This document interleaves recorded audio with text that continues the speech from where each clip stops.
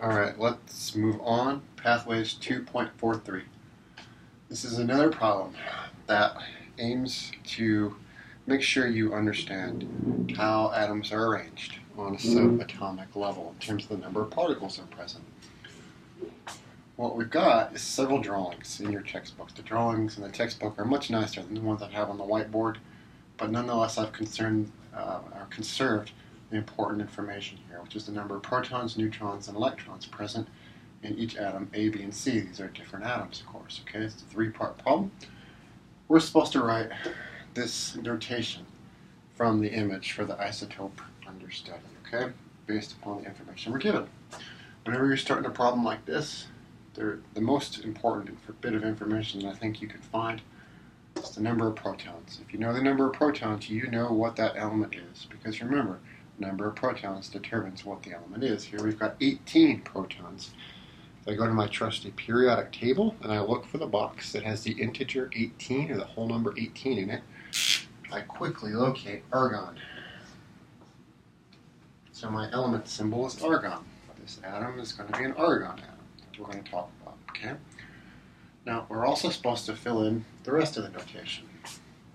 Over on the left of the argon symbol, remember on the bottom, you write your Z, or your atomic number. On the top, we write what's known as the mass number. The mass number is pretty easy to calculate. It's just the sum of the protons and neutrons. Here, that would be 38. Simply add them together.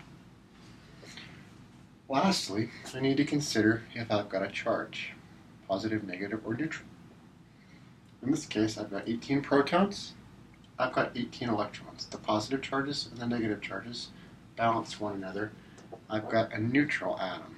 Neutral atoms usually don't have any superscript here. There's no notation. So this is the answer for part A. Moving on to part B. Same protocol. Find number of protons. Here, that's equal to 25.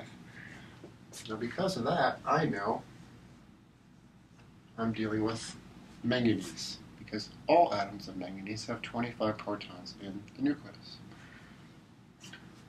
So I could write 25 for my atomic number as the subscript. My superscript, remember that's the mass number, it's the sum. Protons plus neutrons, here that's 55. So I write 55. Charge, I've got 25 positive protons. I've got 25 negative electrons. Again, it's an uncharged atom, so don't write anything. So manganese 55 over 25. I'll call that manganese 55 if I'm describing the isotope. Finally, part C. Same protocol. This particular atom has more protons. It's got 47. And if I look on my trusty periodic table for box 47, or element with atomic number 47, I quickly find Ag, which is silver. So we're kind of working our way up in cost, I guess you could say, although I think this one's more expensive than this for a molecule basis. But silver, we think of that as an expensive metal, right? You make jewelry and things out of it, okay? So that's atomic number 47. I've got to write my mass number above that, just like in every other case. So what am I going to have? I've got 60 plus 40 is 100 plus 9. So it looks like this is silver 109. 47 protons, 47 electrons. Again, it's a neutral atom. And I'm done. Okay, so this is how I can go from pictures into elemental symbols for different isotopes.